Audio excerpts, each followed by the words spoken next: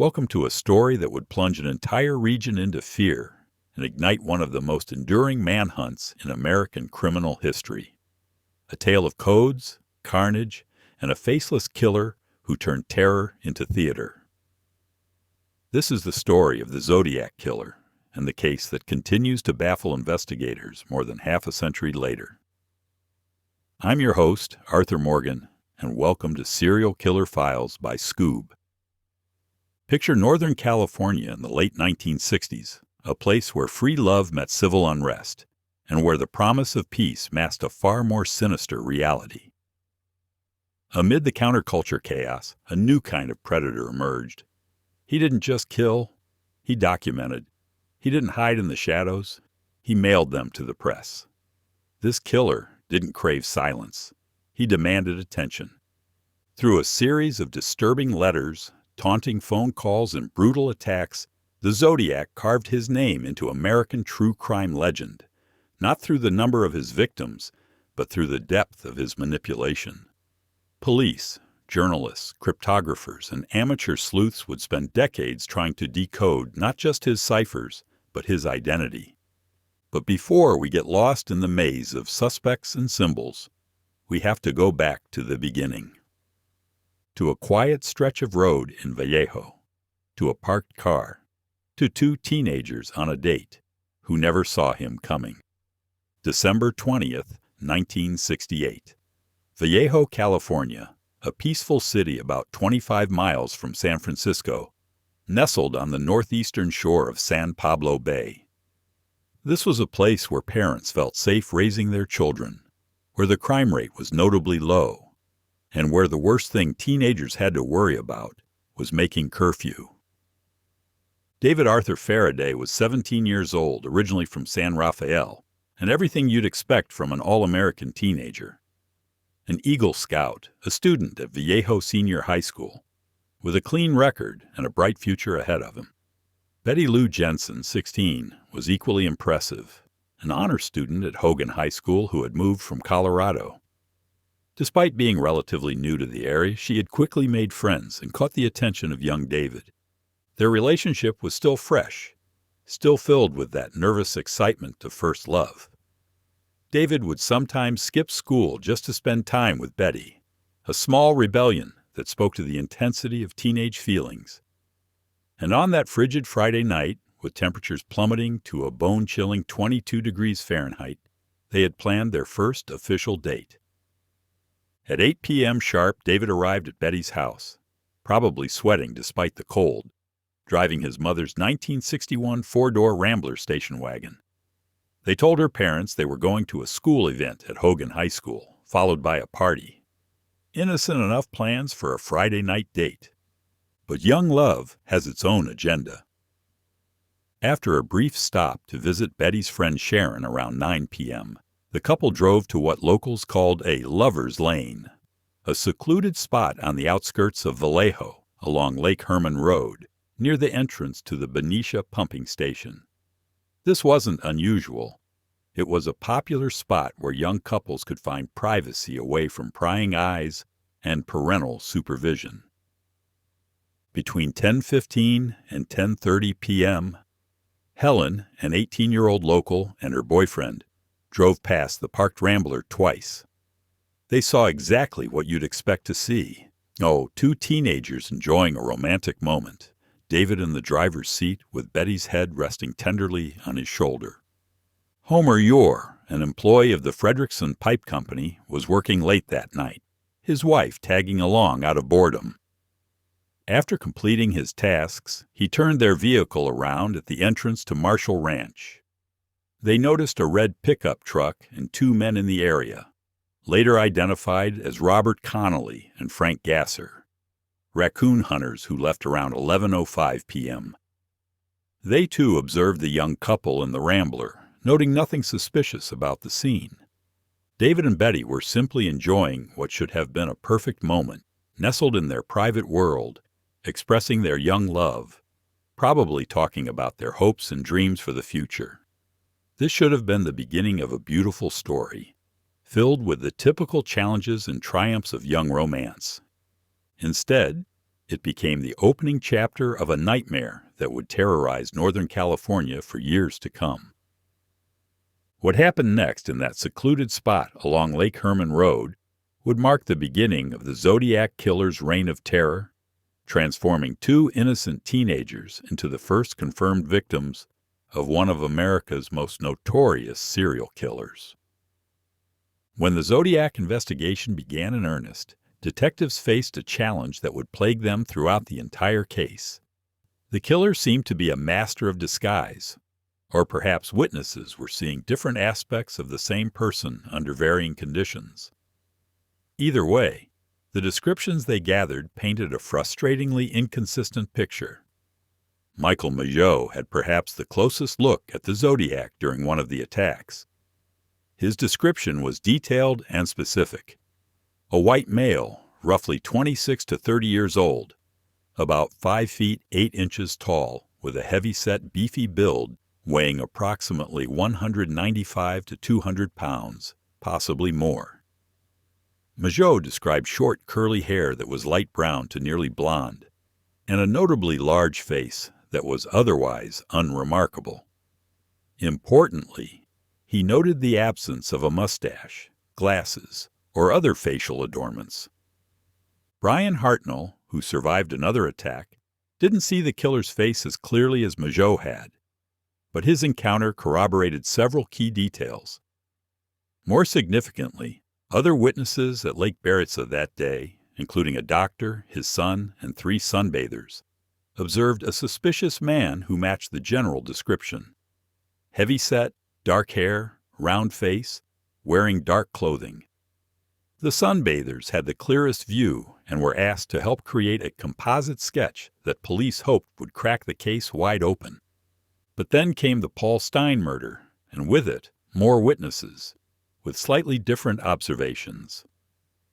Despite foggy conditions that night, witnesses described the murderer as a white male, possibly in his early 40s, notably older than previous estimates, still about 5 feet 8 inches tall, with a heavy build and dark clothes. But now there were glasses and short reddish-brown hair in the description. Perhaps most frustratingly, San Francisco patrol officers Donald Fook and Eric Zelms actually saw someone matching these descriptions walking near the Stein crime scene. They didn't stop him because of a crucial miscommunication.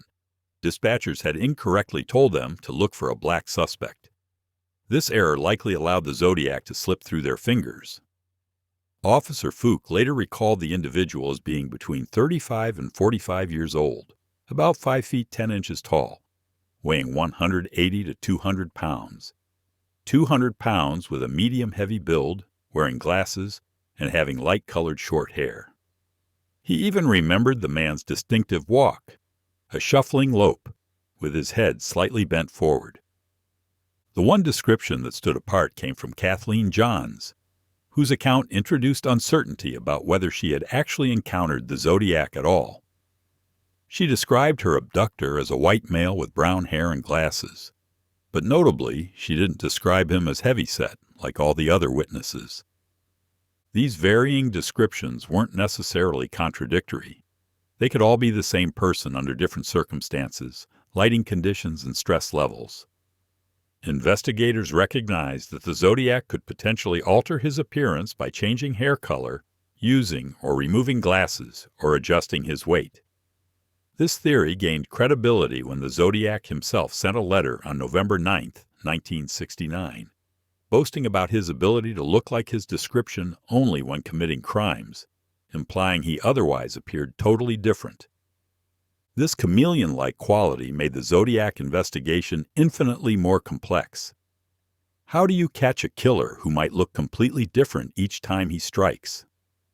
How do you build a profile when the physical evidence keeps shifting like smoke? Detective Baker's analysis in the early 2000s offered a fascinating psychological perspective on the Zodiac's evolution as a killer. According to Baker's theory, the Zodiac's story actually began much earlier than 1968, with the 1963 murders of Domingos and Edwards, a case that remained unsolved but bore striking similarities to the later confirmed Zodiac attacks. Baker believed that this 1963 incident was the Zodiac's first attempt at killing, and it didn't go according to plan. The killer lost control at the scene, which frightened him and shattered his confidence, forcing him to retreat and reconsider his approach. This failure, Baker theorized, haunted the killer for 5 years before he resurfaced in 1968 with a completely different methodology. When the Zodiac returned to killing in December 1968 and then again in July, his approach had evolved dramatically. The rapid, violent attacks seemed designed to boost his confidence and prove to himself that he could successfully execute his violent fantasies. But Baker's most intriguing theory centered on what he saw as the killer's psychological need to address the perceived failure of 1963. The Lake Berryessa attack marked another significant shift in the Zodiac's behavior. For the first time, he wore a hood and sunglasses, creating a physical and psychological barrier between himself and his victims. Baker theorized that this costume served as a defense mechanism. The killer was uncomfortable with facing the people he intended to murder, avoiding direct eye contact that might reveal his inner turmoil or anxiety. But even this attack didn't go perfectly. The Zodiac failed to kill Brian Hartnell, leaving another loose end that may have troubled him psychologically. Baker suggested that this failure compelled the killer to plan the Paul Stine murder as a final demonstration of his lethal capabilities. The Stine murder was different from all previous attacks. It was quick, efficient, and deliberately public. Baker concluded that this murder was the Zodiac's attempt to publicly affirm his ability to kill a man, addressing any criticisms that questioned his proficiency in targeting male victims or even his masculinity. Ironically, the fact that he shot Stine without warning from behind suggested an unwillingness to confront a man directly, revealing the killer's fundamental cowardice, even as he tried to project strength.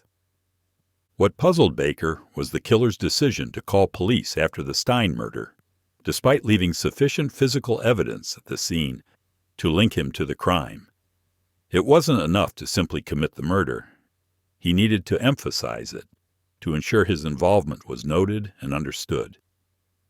This behavior indicated that the Lake Berryessa incident, with its costume, its partial failure, and its deviation from his previous methods, held enormous psychological significance for the killer. The choice to communicate so extensively about his crimes, to taunt police and media, suggested a killer who was driven as much by the need for recognition as by the urge to kill. Each evolution in his methods reflected not just practical considerations about avoiding capture, but deep psychological needs related to power, control, and public perception. Now we venture into more speculative territory, but one that offers a chilling possibility about the Zodiac's potential evolution. What if the notorious killer didn't simply disappear? What if he transformed into something even more dangerous? Consider the trajectory of the Zodiac's crimes, beginning in the rural North Bay area, escalating to urban locations like San Francisco, and culminating with ominous communications that hinted at a broader national stage. His letter to the Los Angeles Times suggested ambitions beyond Northern California. Could this have been a precursor to an even wider geographical and ideological reach? The hypothesis is unsettling. What if the Zodiac evolved into the Unabomber? Think about the progression. The Zodiac's early communications were cryptic, often misspelled, sometimes rambling. But they showed an increasing sophistication over time. His famous 6-page letter demonstrated an ability to craft complex, detailed correspondence when he chose to. A transformed Zodiac might have abandoned the intentional errors and chaotic persona that failed to generate the public sympathy or intellectual engagement he craved. Instead of cryptic messages and crude ciphers, imagine communications that were well-organized treatises or manifestos, delivered in a clear, authoritative voice designed to appeal to intellectual spheres, while maintaining their capacity to terrorize the general population. The tools would evolve too. The Zodiac's earlier threats about bombs were mostly fantastical illustrations, drawings meant to frighten rather than functional devices. But what if he spent years mastering the skills necessary to transform those crude threats into the sophisticated, deadly packages that would later terrorize universities and airlines across America? Even his ciphers showed this progression toward complexity. Early codes were solved relatively quickly, but the Z340 cipher baffled experts for decades. A continued evolution might incorporate numerical elements and mathematical precision that would mark a departure from his earlier, more intuitive approach to encryption. Most significantly, the target selection would transform completely. The Zodiac's early victims, young couples in secluded spots, failed to adequately communicate his intellectual pretensions or ideological message. An evolved killer might refocus on individuals representing societal power structures: professors, executives, scientists. These targets would not only amplify the shock value of their murders, but also articulate a clearer disdain for the systems he opposed. The methodology would shift from personal, confrontational attacks to long-range, impersonal methods that enhanced anonymity and reduced capture risk. Bombs, whether mailed or strategically placed, would appeal to his fundamental cowardice while allowing maximum impact. Consider the timeline. The Zodiac's last confirmed communication was in 1974. The Unabomber's first attack occurred in 1978.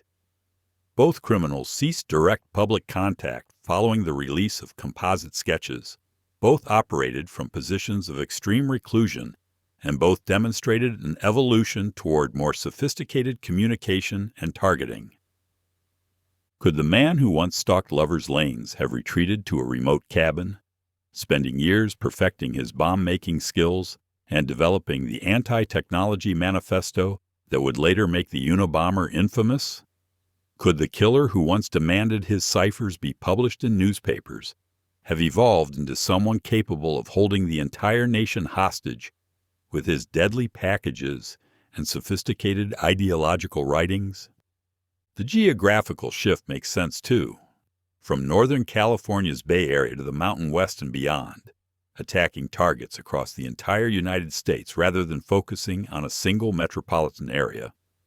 While this remains purely theoretical, the psychological and tactical evolution from the Zodiac to the Unabomber represents a terrifying possibility that America's most notorious serial killer didn't disappear, but simply evolved into something far more dangerous and far-reaching than anyone imagined. Perhaps the most intriguing aspect of the Zodiac case isn't what he did, but what he stopped doing. In examining his final communications, a fascinating pattern emerges that suggests a killer deliberately distancing himself from his own creation.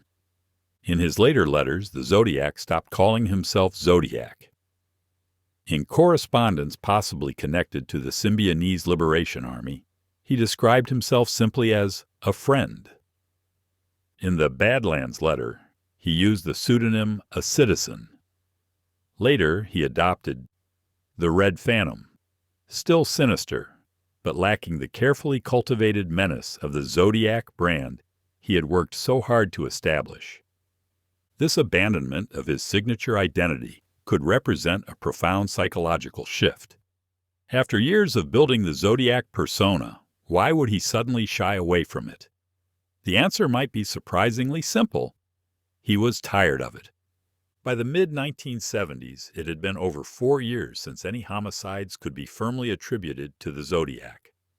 His July 1974 letter marked the end of his confirmed communications, leading to his complete disappearance from public discourse. Despite persistent rumors and unconfirmed communications attributed to him in subsequent years, none carried the authentication that marked his genuine letters. Many experts argue that serial killers can't simply stop, that the compulsion to kill is too strong, too addictive to overcome. But this assumption isn't entirely accurate. While some serial killers are driven by overwhelming compulsions, others are motivated by factors that can change over time. Consider the psychological makeup of different types of killers. Those motivated by financial gain are less likely to develop addictions to the act itself, unlike killers whose motivations are sexual or sadistic. Even among those who do develop killing compulsions, the intensity can diminish with age, changing life circumstances, or the achievement of whatever psychological satisfaction they were seeking.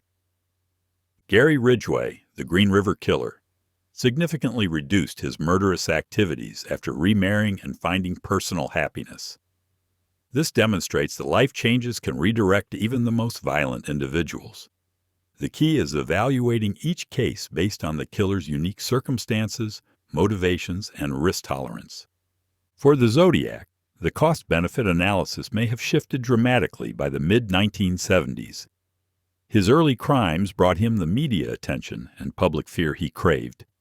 But they also brought intense police scrutiny, composite sketches, and a steadily tightening net of investigation. As the perceived benefits of continued killing and communication diminished, the risks became increasingly untenable.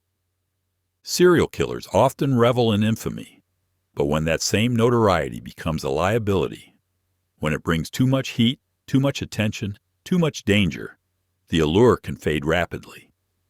The Zodiac may have reached a point where the thrill no longer justified the risk. There's another factor to consider: the changing media landscape of the 1970s. The Zodiac's power came largely from his ability to control the narrative, to force newspapers to publish his letters and ciphers. But by the mid-1970s, public interest in his story was waning. New crimes, new killers, new social issues were capturing headlines. The Zodiac may have realized that his moment in the spotlight was over. During his active years from 1968 to 1974, Northern California was experiencing unprecedented levels of violence, with multiple serial killers operating simultaneously. The Zodiac was among the most publicized, but he was far from the only predator stalking the region. In this environment of chaos and fear, his crimes stood out. But as the region's crime rate stabilized and other killers were captured or stopped their activities, continued Zodiac attacks would have brought even more focused attention. The decision to stop could have been remarkably pragmatic, an internal evaluation that the game was no longer worth playing, that the risks now far outweighed any possible rewards. Unlike the compulsive killers who can't stop until they're caught or dead, the Zodiac may have possessed the psychological flexibility to simply walk away. If this theory is correct, it means the Zodiac accomplished something remarkable in the annals of serial killing. He chose his own ending. Rather than being caught, killed, or compulsively driven to continue until capture was inevitable, he may have simply decided that his reign of terror had run its course. This possibility is both frustrating and terrifying. Frustrating because it means he likely escaped justice, living out his days as an ordinary citizen while families of his victims continued to suffer. Terrifying because it demonstrates a level of self-control and strategic thinking that makes him fundamentally different from other serial killers we've studied. The Zodiac may have been the ultimate criminal mastermind, someone who could turn his violent impulses on and off at will, who could terrorize a region for years and then simply melt back into society, leaving behind only questions, theories, and the persistent nightmare of victims' families who will never know who destroyed their lives. The story of the Zodiac Killer is ultimately a story about the limits of justice, the endurance of fear, and the way one man's shadow can stretch across generations. He didn't just take lives. He took answers, closure, and certainty from the families he devastated and the investigators who chased his ghost. The mystery that began in 1968 still casts its spell over the public, not just because of what we know, but because of what we don't. A hooded figure with a gun, a pen, and a thirst for attention managed to exploit our deepest vulnerabilities, our need for order, for understanding, for meaning in the madness.